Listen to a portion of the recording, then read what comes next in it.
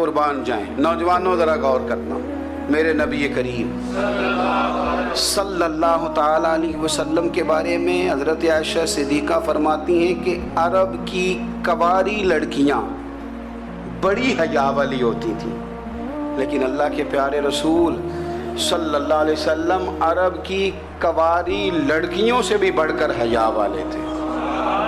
یہ ہمارے بچے مذاق میں ہمیں کئی دفعہ کہتے ہیں شادی کرا دو، شوگل میں کہہ دیتے، ابا کو کہہ دیتے ہیں، ابا کو نہیں منہ پہ آگے کہہ دیتے ہیں، کہتے ہیں یہ بڑا بھائی مصیبت بن گیا، یہ ہٹے گا تمہاری باری آئے گی۔ آپ کچھ ایسی باتیں کر رہے ہیں، کچھ ایسے انداز آپ اختیار کر رہے ہیں جو وزادار لوگ کرتے نہیں۔ شرم و حیا سے وہ چیزیں ڈھل جاتی ہیں، جو باتیں ہمارے بچوں کی زبانوں پر بے باکی کے ساتھ آنے لگی ہیں۔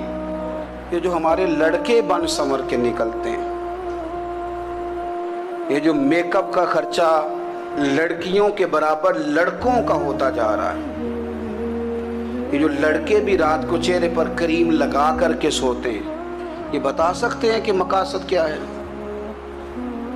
بتا سکتے ہیں؟ یعنی بچے بھی بغیر شیمپو کے بال نہیں دھوتے، مثلا کیا کرنا ہے آپ نے اس کا؟ بڑی بڑی قیمتی چیزیں جو ہیں وہ آپ نے رکھی ہوئی ہیں، مقصد کیا ہے؟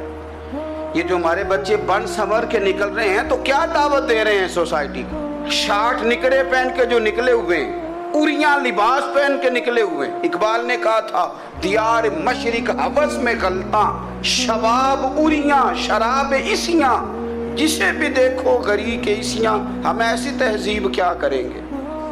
شباب اوریاں، تم نے اپنی جوانی ننگی کر ڈالی ہے ساری معاذ اللہ۔ کن مقاصد کے لیے؟ میں وہ اعداد و شمار بتا نہیں سکتا۔ ہمارے ہاں گند سستا ہو گیا ہے، لوگوں نے گناہ تک پہنچنا آسان بنا دیا ہے۔ آپ دیکھ لیں گندگی دروازے پہ اور گند موبائل میں، کیسے بچائیں ان بچوں کو؟ کیا کریں؟ کلیجے پھٹتے، کبھی باتیں سوچتے ہیں تو سوچتے ہیں آنے والی نسل کو کہاں لے جائیں، کہاں چھپائیں، کیا ایسا کریں کہ یہ بچ جائیں۔ خدا را قربان جائیں حضرت عثمان غنی پر۔ مصنف ابن ابی شیبہ میں صحابہ فرماتے ہیں حضرت عثمان غنی نا بڑے مالدار تھے۔ مال آتا ہے تو لوگ عیاش نہیں ہو جاتے، مال آتا ہے تو لوگوں کی خواہشات بہت بڑھ نہیں جاتی۔ بڑے مالدار تھے، مالدار بھی تھے اور سونے بھی بڑے تھے۔ حضرت اسامہ بن زید کہتے ہیں میں نے زندگی میں اتنا سونا بندہ نہیں دیکھا جتنے حضرت عثمان غنی خوبصورت تھے، پیسہ بھی حسن بھی۔ لیکن فرماتے ہیں کہ حضرت عثمان غنی سب سے بڑھ کر اپنی شرمگاہ کی حفاظت کرنے والے اور سب سے بڑھ کر صلہ رحمی کرنے والے، رشتہ داروں سے اچھا سلوک کرنے والے، حیا والے، شرم والے، پاکیزگی والے۔ آپ کا ذہن ہے، آپ صبح اٹھتے ہی ذہن بنا لیں کہ میں نے آج اتنا سبق پڑھنا ہے، آج اتنی تفسیر دیکھنی ہے، اتنی عبادت کرنی ہے، فلانی نعت میں نے دیکھنی ہے، فلاں خیر کا کام کرنا ہے، فلاں آدمی کے ساتھ نیکی کرنی ہے۔ صبح ذہن بنا لیں، آپ کا ذہن وہی کام کرنے لگے گا۔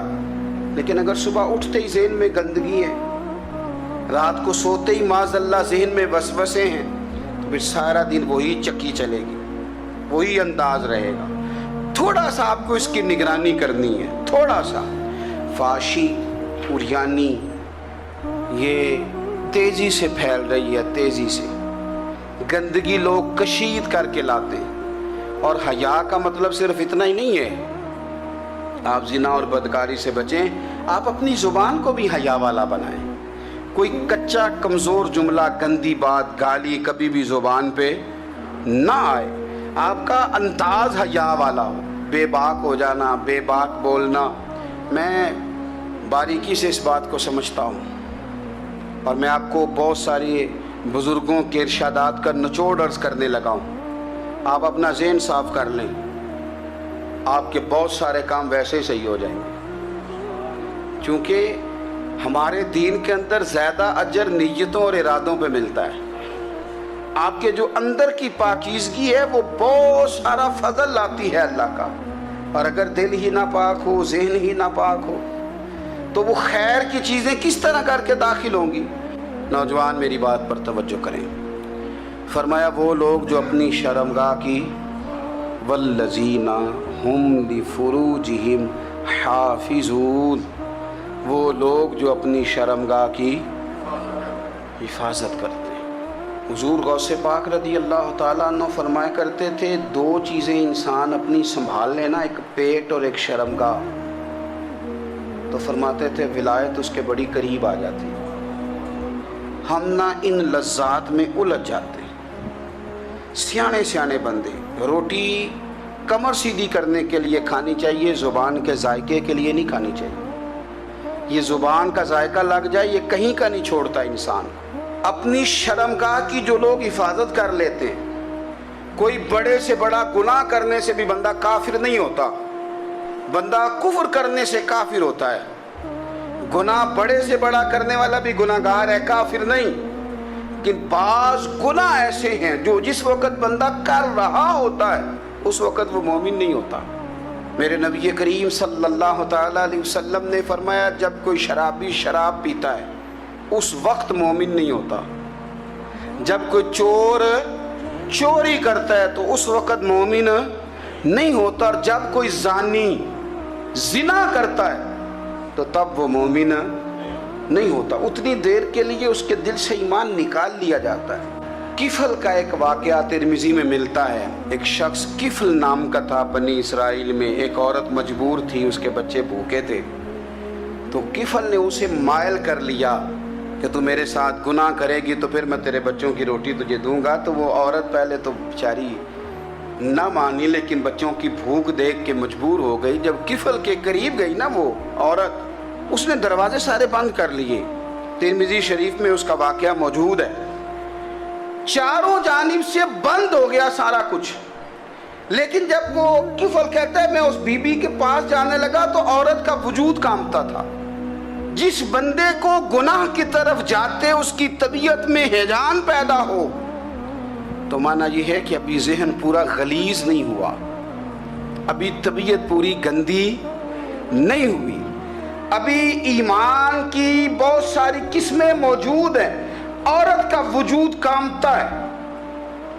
تو کفل کہتے ہیں کہ میں نے اسے کہا کہ سارے دروازے بند ہیں، ڈرتی کیوں ہے؟ تو کہنے لگی ڈرتی اس لیے ہوں کہ سارے دروازے بند نہیں ہوتے، ایک دروازہ کھلا ہے اور وہ دروازہ رب قدیر کا دروازہ ہے، اسے کیسے بند کیا جا سکتا ہے؟ تو کہتے ہیں جب اس نے یہ لفظ کہے تو مجھ پر بھی بات کا اثر ہوا، مجھ پر۔ تو میں نے کہا کہ اگر تو عورت ہو کے رب سے اتنا ڈرتی ہے تو مجھے تو اس نے مرد بنایا ہے، تو مرد تو ہوتا ہی وہ ہے جو اپنے آپ پر کنٹرول کر سکے۔ تو اب نہ معاملہ آگے جائے گا، اب یہاں بات رکے گی نہیں، جا میں تجھے آزاد کرتا ہوں۔ عورت گئی، اس نے توبہ کی کفل نے، اور رات رو کے کہنے لگا مالک آج میں نے توبہ کی ہے تو میرے اوپر مہربانی کرنا، میری توبہ ٹوٹنے نہ پائے۔ رات اس نے توبہ کی، رات ہی انتقال ہو گیا۔ لوگوں کو پتا تھا بڑا بے حیا ہے، بد کردار ہے، گناہ گار ہے، شاید لوگ اس کا چہرہ دیکھنے بھی نہ جاتے، پر مالک کریم ہے نا۔ حضور فرماتے ہیں سویرے اس کے دروازے پہ لکھ دیا اللہ نے، لوگوں رب نے کفل کے سارے گناہ معاف کر دیے ہیں، اس کے دروازے پہ لکھ دیا گیا۔ جب آپ اپنی حفاظت کرنا چاہتے ہیں تو اللہ پھر اسباب بھی پیدا کر دیتا ہے۔ اپنی شرمگاہ کی، اپنی نظر کی آپ خوب حفاظت کریں۔ اور میں آپ کو ایک بات عرض کروں، ایک بندے کے باحیا ہو جانے سے نا، ایک بندے کے ٹھیک ہو جانے سے اس کے دائیں بائیں بے شمار لوگ ٹھیک ہو جاتے ہیں۔ نہ چاہتے ہوئے بھی آپ کی نیکی کا اثر آپ کے دوستوں پہ پڑتا ہے، نہ چاہتے ہوئے۔ اور ایک بندے کے بگڑ جانے سے اس کے دائیں بائیں بہت سارے لوگ بگڑ جاتے ہیں، بہت سارے لوگ بگڑ جاتے ہیں۔ آپ اگر اپنے لب و لہجے پر یہ پابندی لگا سکیں اور اپنے آپ کو اگر آپ سنبھال سکیں تو پھر یاد رکھیے گا بڑی ساری چیزیں بہتر ہو جائیں گی۔ اپنی شرمگاہ کی حفاظت کرنے والے الا علی ازواجہم، مگر یہ کہ اپنی بیویوں پر، او ما ملکت ایمانہم، یا اپنی شرعی باندیوں پر۔ اس زمانے میں جو لونڈی خریدی جاتی تھی اس سے بھی وطی کرنا جائز تھا، اگرچہ اب لونڈیاں موجود نہیں ہیں تو یہ فعل بھی موجود نہیں، سوائے اپنی بیویوں پر یا شرعی باندیوں پر۔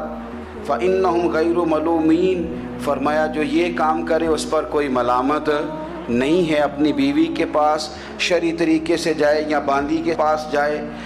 फ़मन इब्तगा वरा ज़ालिका, और जो आदमी इसके बाद इस हद से बढ़े, इसके सिवा कुछ और करे जो बंदा, फरमाया फ़उलाइका हुमुल आदून, ये लोग हद से बढ़ने वाले हैं। जो लौंडियों और बांदियों के अलावा, अपनी बीवियों के अलावा किसी और जगह गंदगी करें, ये हद से बढ़ने वाले, हदों को क्रॉस करने वाले लोग हैं। फिर इरशाद फरमाया वल्लज़ीना हुम ली अमानातिहिम व अहदिहिम राऊन, और वो जो अपनी अमानतों और अपने वादों की रियायत करते हैं, अमानतें अदा करते हैं, वादे पूरे करते हैं। और वो लोग जो अपनी नमाजों की हिफाजत करने वाले हैं, जिनमें ये खूबियाँ आ गई। मेरा रब फरमाता है नमाज में खुशू वुज़ू हासिल हो गया, फजूलियात से बच गए, ज़कात अदा करने वाले बन गए, शर्मगाह की हिफाजत करने वाले बन गए, अमानतें अहद पूरे करने वाले बन गए, अपनी नमाजों के मुहाफिज हो गए। अल्लाहु अकबर, कुर्बान जाएं। मालिक फरमाते हैं उलाइका हुमुल वारिसून, यही लोग तो वारिस हैं। या अल्लाह किस चीज़ के? फरमाया अल्लज़ीना यरिसूनल फिरदौस, ये लोग जन्नत के वारिस हैं, ये जन्नत के वारिस हैं ये लोग। हुम फीहा खालिदून, और फिरदौस से, जन्नत से निकाले नहीं जाएंगे, हमेशा ही जन्नत में रहेंगे। ये आयात अल्लाह का मुतालबा भी है, ये आयात सहाबा, अहले बैत, औलिया अल्लाह, उन तमाम की सीरत का अक्स भी है। और सबसे बढ़कर सैयदा आयशा सिद्दीक़ा फरमाती हैं यही तो आयात हैं जिन्हें अच्छी तरह समझ लोगे तो तुम्हें मदीने वाले के अखलाक भी समझ में आ जाएगा, हुजूर के अखलाक भी तुम्हें समझ में आए। बड़े गौर के साथ सूरह मोमिनून की इन इब्तिदाई आयात पर गौर करना चाहिए। रब फरमाता है कद अफ़लहल मोमिनून, तहकीक मोमिन कामयाब हो गए। कौन से मोमिन? अल्लज़ीना हुम फ़ी सलातिहिम खाशिऊन, वो जो अपनी नमाज़ों में गिड़गिड़ाने वाले हैं, खुशू के साथ, आजिज़ी के साथ, इनकिसारी के साथ, ज़ौक़ के साथ नमाज पढ़ने वाले हैं। देखिए कुरान ने ये नहीं कहा शुरू में ही कि वो लोग अपनी नमाज पाबंदी से पढ़ते हैं, बल्कि फरमाया वो नमाज़ों में आजिज़ी करते हैं, वो नमाज में खुशू करते हैं, वुज़ू करते हैं। नमाज हम भी पढ़ते हैं, ढेर सारे लोग हैं जिनका ये मुतालबा है कि मेरा नमाज में दिल ही नहीं लगता। पहली बात तो ये है कि दिल ना भी लगे तो नमाज फिर भी पढ़नी है, और दूसरी बात ये कि दिल लगाने को भी तो कुछ इंसान के पास चीज़ें होनी चाहिए ना, कोई ज़रूरियात होती हैं। सबसे पहली बात ये कि मसला नमाज का नहीं, मसला अहमियत का है। आपने अल्लाह तबारक व तआला की ज़ात की, रब करीम के जलालत की जितनी ज़्यादा अहमियत अपने दिल में महसूस कर ली, उतना ही नमाज की तरफ तवज्जो आपकी बढ़ जाएगी। आप सादी सी मिसाल है, गौर कर लें, जितना आप अपने उस्ताद को प्रोटोकॉल देते हैं, जितनी इज्जत करते हैं, उतना ही वक्त पे आप उनके पास पहुंच भी जाते हैं। अगर आपके दिल में अहमियत नहीं है तो आप टाल देंगे, और जिस उस्ताद की अहमियत है उसके फ़ोन की घंटी बजते ही फ़ोन भी उठाया जाएगा, और बात पूरी मुकम्मल भी नहीं होगी तो कहा जाएगा जैसे आप कहेंगे, और जो वक्त वो देंगे उनसे 10 मिनट पहले पहुंचने की कोशिश भी की जाएगी। बस समझ लें दिल लगने ना लगने का मसला नहीं, अहमियत का मसला है। आप जितनी अपने मालिक की बारगाह की अहमियत समझ लेंगे, उतना ही वक्त पे मस्जिद आएंगे, उतना ही शौक़ से नमाज पढ़ेंगे। दूसरी बात, नमाज के तर्जुमे पे गौर करें। आप यकीन करें अगर नमाज का तर्जुमा हमें आ जाए ना, तो हमें तो यूँ लगे कि हम तो अपने मालिक की बारगाह में अर्ज़ो मारूस करने हाजिर हुए हैं। ये सूरह फातिहा ही देख लें आप, हुजूर फरमाते हैं, रब फरमाते हैं सूरत फातिहा आधी मेरी है आधी मेरे बंदे की है। जब उसने कहा अल्हम्दुलिल्लाह रब्बिल आलमीन अर्रहमानिर रहीम मालिकी यौमिद्दीन इय्याका नअबुदु व इय्याका नस्तईन, जब यहाँ तक वो लफ्ज़ कहता है तो ये हिस्सा मेरा था। उसने अपने रब की तारीफ़ की, और जब कहा ना उसने इहदिनस सिरातल मुस्तकीम, अब बंदे ने इल्तिजाएं शुरू कर दी। उसने कहा कि मालिक भी तू है, रहमान भी तू है, रहीम भी तू है, इबादत भी तेरी करते हैं तो मदद भी तो तुझी से मांगनी है ना। अब मेहरबानी फरमाना इहदिनस सिरातल मुस्तकीम, हमें सीधा रास्ता दिखा दे, सिरातल लज़ीना अनअमता अलैहिम, उन लोगों का रास्ता दिखाना जिन पर तूने इनाम किया है। गैरिल मग़दूबि अलैहिम वलद्दालीन, उनके रास्ते पे ना चलाना जिन पर तेरा गज़ब हुआ, जो गुमराह हो गए उनके रास्ते। तो नमाज में जब तर्जुमे पर आपका गौर होता है तो आपका तो दिल खुद ब खुद लग जाता है, शौक बढ़ जाता है आपका। तो इतनी चीज़ें हम ज़िंदगी में याद करते हैं, तो अगर तर्जुमा भी नमाज का याद कर लें और फिर शौक से पढ़ें तो आप यकीन करें तबीयत खिंची चली आएगी। हमारे यहाँ कुछ लोग नमाज पढ़ते हैं पर बड़ी लापरवाही से पढ़ते हैं, कभी इधर देखते हैं, कभी उधर देखते हैं, कभी बाल सहलाते हैं। वो मैंने देखा है सजदे जा रहे हैं तो सियाने सियाने बंदे कभी कपड़े को छेड़ रहे हैं, कभी जगह को छेड़ रहे हैं। मेरे नबी करीम सल्लल्लाहु ताला अलैहि वसल्लम ने फरमाया, उन लोगों का क्या हाल है जो अपनी नमाज में नज़रें आसमान की तरफ उठाते हैं, रुकू से उठे तो ऊपर देखना शुरू कर दिया, क्या हाल है उनका। और फिर हुजूर ने एक मौके पर तो सख्ती फरमाई, फरमाया जो नमाज पढ़ते अपनी नजरें आसमान की तरफ उठाता है वो बाज आ जाए, वरना ऐसा ना हो कि रब उसकी आंखें ही छीन ले, बाज आ जाए इस काम से। खुशू के साथ नमाज पढ़े, आजिज़ी के साथ नमाज पढ़े, उसका दिल लगा हुआ हो नमाज के अंदर। मेरे नबी पाक सल्लल्लाहु ताला अलैहि वसल्लम के ग़ुलाम हज़रत अनस बिन मालिक रज़ियल्लाहु ताला अन्हु फरमाते हैं कि रसूल पाक सल्लल्लाहु अलैहि वसल्लम ने मुझसे फरमाया था कि बेटे नमाज में इधर उधर देखने से बचो, क्योंकि फरमाया नमाज में इधर उधर तवज्जो करना ये बंदे को हलाक कर देता है, हलाकत है इसमें। अगर तुमने इधर उधर तवज्जो की, नमाज तुम मालिक की बारगाह में खड़े हो और तुम देख इधर उधर रहे हो, तो एक तो नमाज आजिज़ी के साथ। फिर फरमाया वल्लज़ीना हुम अनिल लग़वी मुअरिदून, वो लोग जो फजूल बातों से, लगवियात से अपना मुंह फेर लेते हैं, फजूलियात से। हमारे यहाँ ना बहुत सारे लोग ऐसे हैं जो बिला वजह उन चीज़ों में दिलचस्पी लेते हैं जो उनके मतलब की नहीं है, उनके मतलब की मतलब आप किसी से मिलने कहते क्या हाल है, ठीक है जी, बच्चों का क्या हाल है, ठीक है, बच्चे कितने हैं, तो भाई आपको जब पता ही नहीं था कितने हैं तो हाल क्यों पूछा आपने,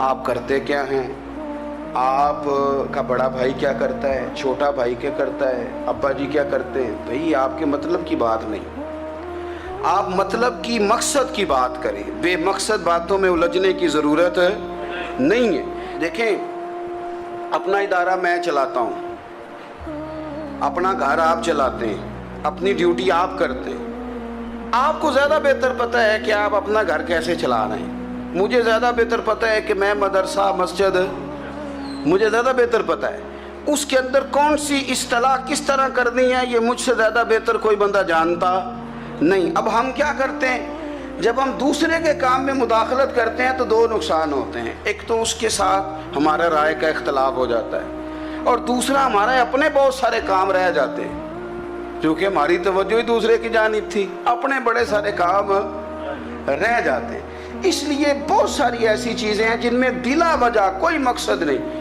हम पुराने लोगों से बातें सुना करते थे, हमारे बुजुर्ग कहा करते थे जेड़े पिंड जाना नहीं, जेड़े पिंड जाना नहीं उधर राह पूछने दी की लो। लगवियात में ना उलझे, फजूलियात में ना उलझे, यानी टो में रहना, टो में।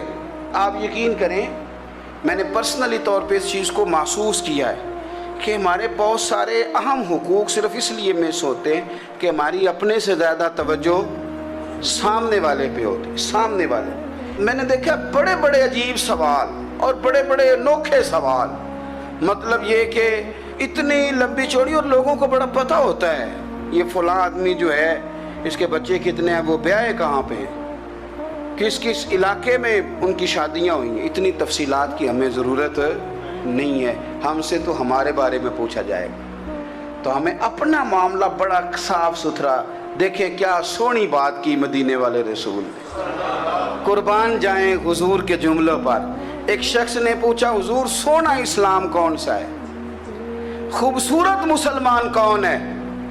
تو نبی پاک صلی اللہ علیہ وسلم نے فرمایا وہ خوبصورت مسلمان ہے جو بات اس کے مقصد کی نہیں بے معنی ہے وہ بات وہ چھوڑ دے، بے مقصد باتوں سے الجھنا جو بندہ چھوڑ دے وہ مسلمان بڑا سونا مسلمان ہے۔ ہم کمزور اس لیے ہوتے ہیں کہ ہماری توجہ زیادہ دوسروں کی باتوں پر پڑتی ہے۔ کچھ چیزیں ایسی ہوتی ہیں جو ہم فراخ دلی سے بانٹتے ہیں، اور کچھ چیزیں ایسی ہوتی ہیں جو مجبور ہو کر ہم دیتے ہیں۔ کئی دفعہ ایسا ہوتا ہے کہ سامنے والا کچھ زیادہ تکلیف میں ہوتا ہے اور ہمارے پاس بھی وسعت نہیں ہوتی، لیکن زیادہ اجر اسی بندے کو ملتا ہے جو تھوڑی تکلیف برداشت کرے اور سامنے والے کی تکلیف کو دور کرے۔ مدینہ منورہ میں قحط پڑ گیا تھا، غلہ نہیں ملتا تھا، تو قحط کے زمانے میں لوگ پھر چیزوں کو مہنگا کر کے بیچتے ہیں۔ ہمارے ہاں ایک طرف چینی کی لائنیں لگی ہوتی ہیں اور دوسری دفعہ چھاپا پڑتا ہے، پورے کے پورے گودام بھرے ہوئے نکل آتے ہیں، لوگ مصنوعی قلت پیدا کر دیتے ہیں۔ حضرت عمر فاروق رضی اللہ تعالیٰ عنہ کے زمانہ نور میں قحط پڑ گیا تھا، گندم کا دانہ اس طرح ہو گیا تھا جس طرح سونا ہے۔ سیدنا عثمان غنی رضی اللہ تعالیٰ عنہ کے بہت سارے اونٹ غلے کے بھرے ہوئے مصر سے آئے، اور لگتا یوں ہے کہ وہ شخص آپ ہی کو غلہ دیتا تھا، کسی اور کو دیتا بھی نہیں تھا، جو اونٹ بھر کے اس نے لیے۔ تو مدینہ منورہ کے اندر جب وہ مال پہنچا آپ کو بتانا یہ چاہ رہا ہوں کہ ساری تجارت بندوں سے نہیں کرنی چاہیے، کچھ اللہ سے بھی کرنی چاہیے۔ رب سے جو بندہ تجارت کرتا ہے وہ بڑا کامیاب ہوتا ہے۔ وہ غلے سے بھرے ہوئے اونٹ آپ کے پہنچ گئے تو تاجر آئے، انہوں نے آگے کہا عثمان ہم کھول کے نہیں دیکھتے کہ اندر مٹی ہے کہ سونا ہے، اور یہ بھی نہیں پوچھتے آپ نے کتنے کا خریدا ہے، آپ کی زبان پر اعتبار ہے، آپ نے جتنے کا مال لیا ہے ہم ڈبل دیتے ہیں، آپ ہمیں دے دیں۔ آپ فرمانے لگے نہیں مجھے زیادہ نفع ملتا ہے۔